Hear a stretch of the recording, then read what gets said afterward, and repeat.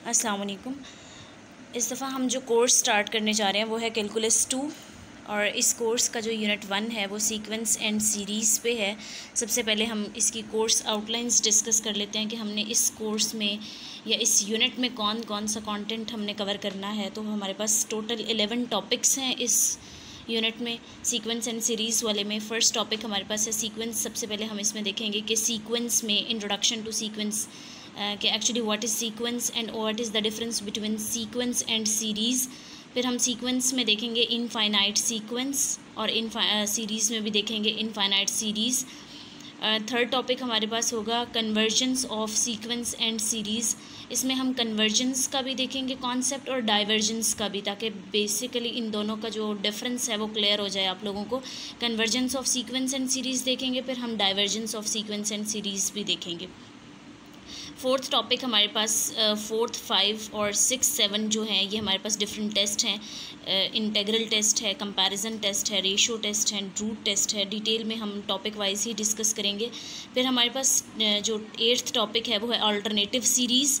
9th में हमारे पास है absolute and conditional convergence. Convergence में आगे फर्दर हमारे पास आ जाती हैं इसकी एब्सोल्यूट और कंडीशनल।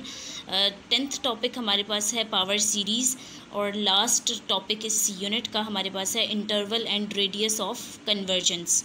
आज जो हम डिस्कस करेंगे वो सीक्वेंस एंड सीरीज़ का जो बेसिक डिफरेंस है वो देखेंगे और इसकी जो फर्दर टाइप्स हैं कि किस तरह की सीरीज़ या किस तरह की सीक्वेंस को हम कौन सी टाइप में लोकेट करते हैं या किस टाइप का से हम उसको जो है वो कॉल करते हैं। तो ये चीज़ें हम इसमें देखेंगे आज के टॉपिक में। ओके, सबसे पहले हम देखते हैं कि सीक्वेंस हमारे पास क्या है। सीक्वेंस की डेफिनेशन देख लेते हैं। A list of numbers that are written in a mathematical order. अच्छा, सीक्वेंस एक बहुत ही सिंपल सी उसने डेफिनेशन बता दी है कि सीक्वेंस हमारे पास अगर कोई भी नंबर्स हैं, मैथमेटिकल नंबर्स हैं और उसको हम अरेंज कर दें किसी भी उसमें, अरेंज भी ना करें, अभी एक सिंपल लिस्ट अगर हम प्रोवाइड कर दें या कोई भी लिस्ट अगर नंबर्स की हमारे पास हो तो वो हमारे पास क्या होगी, सीक्वेंस होगी। एग्जांपल देखते हैं तो आपको अच्छे से समझ आ जाएगी। एग्जांपल में वो कह रहा है कि A1, A2, A3, A4 and so on कि AN कोई भी हमारे पास टर्म, AN क्या होता है हमारे पास कि सपोज़ हम कोई जेनेरिक फॉर्म दे रहे हैं, कोई जनरल फॉर्म दे रहे हैं जिसमें हमारे पास डिफाइंड है नंबर की लिमिट्स। जैसे सपोज़ मैं आपको कहती हूँ कि AN कोई भी एक फार्मूला कह लो या कोई भी टर्म कह लो और उसमें हमारे पास 1 से लेके 10 तक इसमें डिजिट्स आ जाते हैं। तो हम क्या करेंगे, उसको AN लिख देंगे और लिमिट लिख देंगे कि n इज़ इक्वल टू 1 से लेके 10 तक है या इन्फिनिट तक है। This is up to you, या ये आपके पास क्वेश्चन पे डिपेंड करता है कि आपके क्वेश्चन की क्या रिक्वायरमेंट है। तो यहाँ पे उसने कहा है कि n इज़ इक्वल टू 1 से इन्फिनिट, तो हम इसको किस तरह से ओपन करेंगे, क्योंकि यहाँ पे n यूज़ हुआ है तो हम यहाँ पे डिफरेंट वैल्यूज़ पुट कर देंगे A1, A2, A3, A4 and so on, और इन्फिनिट तक था तो हमने इन्फिनिट तक इसको ले लिया। तो अब कोई भी लिस्ट, ये नंबर्स की लिस्ट है, मैं यहाँ पे ये भी लिख सकती हूँ 1, 2, 3, 4, 5, 6, 7 and 9 and 10 and so on. तो ये भी हमारे पास क्या होगी, नंबर्स की लिस्ट होगी। तो इसको हम क्या कहेंगे, सीक्वेंस। तो डेफिनेशन की तरफ आते हैं। A list of numbers that are written in mathematical order, तो उसे हम क्या कहेंगे, सीक्वेंस। सीक्वेंस की एक एग्जांपल हम नेक्स्ट में भी डिस्कस करेंगे तो आपको ज़्यादा क्लियरली समझ आ जाएगी। अच्छा, नेक्स्ट हमारे पास है सीरीज़। पहले हमने सीक्वेंस में कहा कि हमारे पास कोई भी लिस्ट ऑफ नंबर्स हमारे पास क्या होगी, सीक्वेंस होगी। लेकिन सीरीज़ में हमारे पास थोड़ा सा डिफरेंस है कि अगर आपके पास वही नंबर्स जो आपके पास लिस्ट में गिवन हैं, वो तो कॉमा के साथ गिवन थे कि कोई भी नंबर्स हमने कह दिया 1, 2, 3, 4, 5 एंड सो ऑन, ये हमारे पास क्या है, सीक्वेंस है। लेकिन सीरीज़ में क्या होगा, हम उसको सम करेंगे। जब भी सम की बात होगी सीक्वेंस के तो उसको हम क्या कह देंगे, सीरीज़। ये सिंपल वर्ड्स में है, टेक्निकल वर्ड्स में हम अभी आगे फर्दर डिस्कस करेंगे कि सीरीज़ की एक्चुअल डेफिनेशन क्या है। ये एक लाइन में मैंने आपको इसका कॉन्सेप्ट दे दिया है कि अगर हम उसी सीक्वेंस को सम कर दें तो हमारे पास क्या हो जाएगी, सीरीज़ बन जाएगी। अब इसकी एग्जांपल मैं आपको बता देती हूँ। देखें, जैसे आपके पास है A1, वहाँ पे हमने सिंपल लिखा था A1, A2, A3, A4 and so on 1, 2, 3, 4। लेकिन यहाँ पे हमने इसको क्या कर दिया, एडअप कर दिया है। तो एडअप करने के लिए हम मैथमेटिक्स में सम का सिंबल ये यूज़ करते हैं। ये सम का सिंबल है। n इज़ इक्वल टू 1 से इन्फिनिट का मतलब है कि आपने n इज़ इक्वल टू 1 से लेके इन्फिनिट तक के नंबर्स को ऐड करना है। तो आप यहाँ पे A1 का मतलब है कि A1 first term, A2 second term, A3 third term. तो यहाँ पे नंबर्स डिफरेंट हो सकते हैं, ये एक जेनेरिक फॉर्म है। अच्छा, अब हम देखते हैं कि कितनी तरह की सीक्वेंसेस हमारे पास होती हैं। तो हम यहाँ पे 5 टाइप्स डिस्कस करेंगे। सीक्वेंसेस की। फर्स्ट हमारे पास है arithmetic sequence, geometric sequence, combination sequence, sequence without general equation और फिबोनाची सीक्वेंस। लास्ट हमारे पास है फिबोनाची सीक्वेंस। अच्छा, अब हम थोड़ा थोड़ा इसका बेसिक कॉन्सेप्ट ले लेते हैं। फर्स्ट हमने देखा है अरिथमेटिक सीक्वेंस। तो अरिथमेटिक सीक्वेंस में क्या होता है, किस तरह के सीक्वेंस को हम अरिथमेटिक सीक्वेंस का नाम देते हैं, हम देख लेते हैं। इसकी एक बड़ी ही इंटरेस्टिंग और जेनेरिक सी ये लाइन लिखी हुई है कि next is equal to previous plus constant. इसमें हमारे पास, अच्छा अब हम इसे देखते हैं कि इसको समझना किस तरह से है। देखें, इक्वेशन हमारे पास है next is equal to previous plus constant.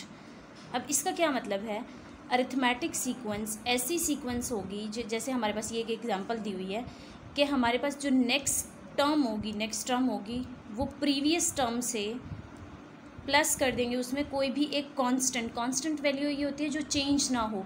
तो अब इसमें ये देखें, हमारे पास फर्स्ट टर्म है 1 में मैं क्या ऐड करूँ, +4 अगर ऐड करूँ तो नेक्स्ट टर्म बन जाती है 5। अब इसमें 5 में मैं क्या करूँ, +4 करूँ तो 9 + 4 करूँ तो 13 + 4 करूँ तो 17।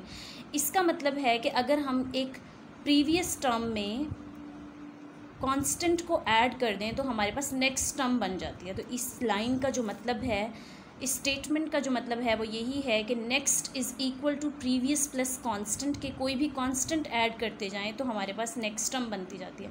अब ये कांस्टेंट आपने किस तरह से आइडेंटिफाई करना है, बहुत ही सिंपल है। आइडेंटिफाई इस तरह से करना है आपने कि देखें, जैसे आपके पास 5 जो सेकंड टर्म होगी उसमें से फर्स्ट टर्म को आपने माइनस कर देना है। 5 - 1 क्या है, 4, 9 - 5 4, 13 - 9 4, दैट इज़ के कांस्टेंट जो है वो आपके पास 4 है।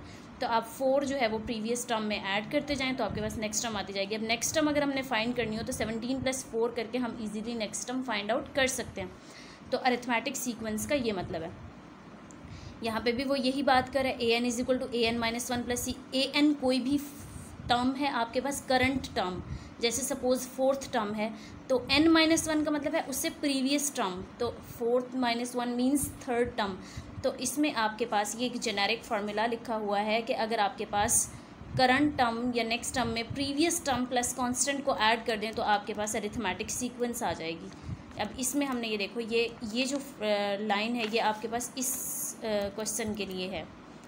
होपफुली अरिथमेटिक सीक्वेंस आपको समझ आ गई होगी। अब नेक्स्ट सीक्वेंस की तरफ मूव करते हैं। हमारे पास नेक्स्ट सीक्वेंस थी ज्योमेट्रिक सीक्वेंस।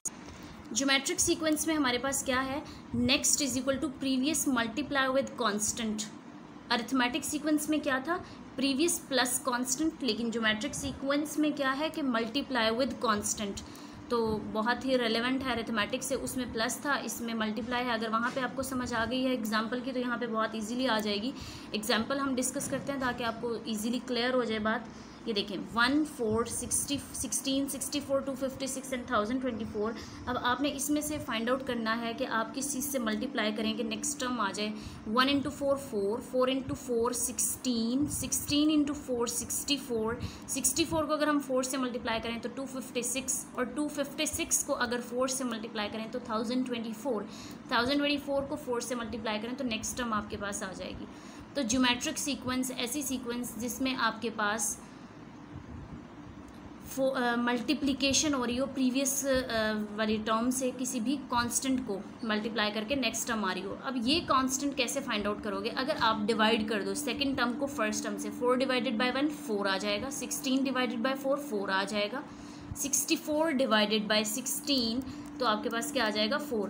तो इसका मतलब है कि सेकेंड टर्म को फर्स्ट टर्म से डिवाइड करो, रेशियो फाइंड आउट करो, या 16 को 4 से करो, मतलब आपने डिवीजन करके कांस्टेंट की वैल्यू फाइंड आउट कर सकते हो। तो ज्योमेट्रिक सीक्वेंस बहुत ज़्यादा रेलिवेंट है अरिथमेटिक सीक्वेंस से, थोड़ा बहुत उसकी जेनेरिक फॉर्म में डिफरेंस है, कॉन्सेप्ट सेम तकरीबन है।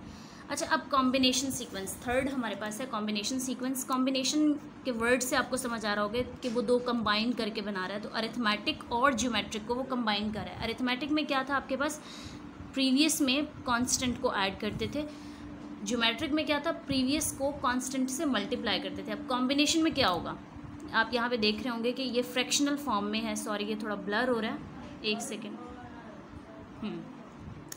अच्छा, ये देखें, अब ये फ्रैक्शन फॉर्म में है।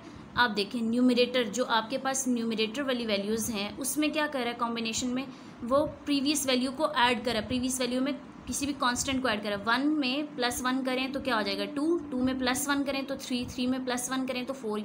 जो न्यूमरेटर है इसमें आपके पास अप्लाई हो रही है अरिथमेटिक सीक्वेंस, जो डिनोमिनेटर है इसमें आपके पास अप्लाई हो रहा है ज्योमेट्रिक सीक्वेंस। ज्योमेट्रिक सीक्वेंस में क्या था, प्रीवियस को किसी भी कांस्टेंट से मल्टीप्लाई करना है, तो डिनोमिनेटर में चेक करें 4 × 4 16, 16 × 64, 16 को अगर 4 से मल्टीप्लाई करें तो 64, 64 को 4 से करें 256। तो इस तरह की जो सीक्वेंसेस होंगी वो आपके पास कौन सी होंगी, कॉम्बिनेशन सीक्वेंस। अब इसका फार्मूला किस तरह से है, an = n/4n, an = n/4n। अच्छा अब ये देखें n जो भी होगा वो 4 की पावर वही होगी, n यहाँ पे 1 है, 4 की पावर 1 करें तो क्या आ जाएगा 4। n अगर 2 रखें, जो आपके पास यहाँ पे 2 है तो 2 रखें तो 4 की पावर 2 16, तो ये आपके पास फार्मूला इस तरह से अप्लाई होगा। फोर्थ आपके पास कौन सी सीक्वेंस है, सीक्वेंस विदाउट जनरल इक्वेशन। अच्छा ये वो सीक्वेंस है जिसमें कोई भी आपके पास फार्मूला नहीं है, कोई जेनेरिक फॉर्म नहीं है इसकी, ये बहुत ज़्यादा रैंडम है। अब इसको आपने किस तरह से करना है, अच्छा अगर आप इसमें बहुत ज़्यादा मैथ्स की प्रैक्टिस की बहुत ज़्यादा ज़रूरत है और आपको फिगर्स बहुत अच्छे से याद होने चाहिए। आपने यहाँ पे अब ये थोड़ा सा आप ये कह लो कि ये कॉन्सेप्ट बेस्ड के साथ साथ आपकी मेमोरी बहुत ज़्यादा स्ट्रॉन्ग होनी चाहिए। इसमें किस तरह से, ये देखें ये कोई ना कोई फिगर में आ जाता है, जैसे पाई की वैल्यू होती है 1 सेकेंड ब्लर हो रहा है, 3.14159, इस तरह से कोई डिजिट्स होते हैं। तो आप ये देखें 14159, तो कोई ना कोई ये आपके पास वैल्यूज़ गिवन होती हैं, तो ये थोड़ा रैंडम सीक्वेंस में चली जाती है जिसमें कोई भी जनरल इक्वेशन नहीं होती, लेकिन आपके पास कोई स्पेसिफिक जो मैथमेटिकल कैलकुलेशंस में वैल्यूज़ यूज़ होती हैं वो इसमें डिफरेंट सीक्वेंस की फॉर्म में आपके पास आ जाता है। फिफ्थ आपके पास बहुत इंपॉर्टेंट सीक्वेंस है फिबोनाची सीक्वेंस। इसमें आपके पास क्या होता है, फिबोनाची सीक्वेंस में इसकी बड़ी सिंपल सी आइडेंटिफिकेशन है कि आपके पास सीक्वेंस अक्सर गिवन होती है कि आपके पास फर्स्ट और सेकंड टर्म सेम होती हैं। इसमें क्या होता है कि फ़र्स्ट और सेकंड टर्म सेम होती है, लेकिन थर्ड आपके पास क्या होती है, जो आपके पास फर्स्ट 2 टर्म्स हैं, प्रीवियस 2 टर्म्स हैं, उनको ऐड कर दो, 1 + 1 2, 2 + 1 3, 3 + 2 5, 5 + 3 8, 8 + 5 13। तो प्रीवियस 2 टर्म्स को ऐड करके आप नेक्स्ट टर्म जो है वो इजीली फाइंड आउट कर सकते हो। तो ये आपके पास आ जाती है फिबोनाची सीक्वेंस। अब हम चलते हैं सीरीज़ की थोड़ी डिटेल्स की तरफ। सीरीज़ की मैंने आपको डेफिनेशन थोड़ी सी बता दी थी कि सीरीज़ में आप क्या करते हो, सीक्वेंस को ऐड कर देते हो तो आपके पास क्या आ जाता है, सीरीज़। इसमें हम इनफाइनाइट सीरीज़ की बात करेंगे। When you add all terms of an infinite sequence you get an infinite series. Example हम देख लेते हैं। ये कोई भी एक उसने एग्जाम्पल दे दिया, मैंने आपको हम पहले बताया था कि सम का सिंबल हम यूज़ करेंगे क्योंकि यहाँ पे हम सीरीज़ की बात करें। n = 1 to इनफाइनाइट 1/2n कोई भी क्वेश्चन है तो 1/2 यहाँ पे हम वैल्यू पुट करना शुरू करते हैं। n = 1 से लेके इनफाइनाइट तक उसकी लिमिट दी हुई है उसने, तो हम 1 2 3 4 एंड सो ऑन n की वैल्यूज़ पुट करते जाएंगे। 1/2 की पावर 1 पुट करेंगे तो 1/2 आ जाएगा, 1/2 की पावर 2 पुट करेंगे तो 1/4 आ जाएगा, 2 की पावर 3 पुट करेंगे 1/8, 4 पुट करेंगे 1/16 एंड सो ऑन। इस तरह से आप वैल्यूज़ पुट करते जाएंगे तो आपके पास क्या आ जाएगा, ये सीरीज़ बन जाएगी। अच्छा, अब आपके पास 2 तरह की सीरीज़ होती है, arithmetic series and geometric series. Arithmetic series में आपके पास पहले जैसे मैंने आपको बताया था अरिथमेटिक सीक्वेंस में आपके पास क्या होता था कि आप उसमें प्रीवियस टर्म में किसी भी कांस्टेंट को ऐड कर देते थे। वहाँ पे मैंने आपको एक और चीज़ डिस्कस की थी कि उसमें कॉमन डिफरेंस आ रहा होता था कि हम माइनस करते थे तो सेम वैल्यू आ रही होती थी, डिफरेंस हम फाइंड कर लेते थे। मैं आपको फिर भी बता देती हूँ, ये देखें 1 सेकेंड। आपके पास यहाँ पे मैंने आपको जैसे बताया था अरिथमेटिक सीक्वेंस में कि 5 - 1 करें तो 4, 9 - 5 करें तो 4, 13 - 9 करें तो 4। इसका मतलब है इसमें कॉमन डिफरेंस आ रहा है। इसी तरह से ज्योमेट्रिक सीक्वेंस में मैंने आपको बताया था कि कॉमन रेशियो आ रही थी 4/1 4, 16/4 4, 64/16 4। तो जब सीरीज़ की बात करते हैं आप तो इसमें वही बात उसने जो सबसे इंपॉर्टेंट पॉइंट है कि अरिथमेटिक सीरीज़ में आपके पास कॉमन डिफरेंस होता है और ज्योमेट्रिक सीरीज़ में आपके पास कॉमन रेशियो होती है। तो इसके फर्दर क्वेश्चंस हम जो है वो बाद में डिस्कस करेंगे। आज का जो हमारा टॉपिक था या लेक्चर था वो हमारा बेसिक कॉन्सेप्ट पे था और उसकी टाइप्स पे था कि किस तरह की सीक्वेंस या सीरीज़ को हम अरिथमेटिक कहेंगे, किस तरह की सीक्वेंस को जियोमेट्रिक कहेंगे। या फिर हमारे पास कंबाइंड सीक्वेंसेस हमने डिस्कस की, कॉम्बिनेशन, फिर sequence without general equation discuss की, फिर फिबोनाची सीक्वेंस को हमने डिस्कस किया, सीरीज़ में हमने डिस्कस किया अरिथमेटिक एंड ज्योमेट्रिक सीरीज़ को। होपफुली आज का लेक्चर आपको समझ आ गया होगा। अगर कोई भी क्वेश्चन है आपका, कोई कॉन्सेप्ट क्लियर नहीं हुआ, तो आप अपने कमेंट सेक्शन में अपना क्वेश्चन जो है वो ड्रॉप कर दें। होपफुली मैं आपको आंसर कर दूँगी। Thank you very much.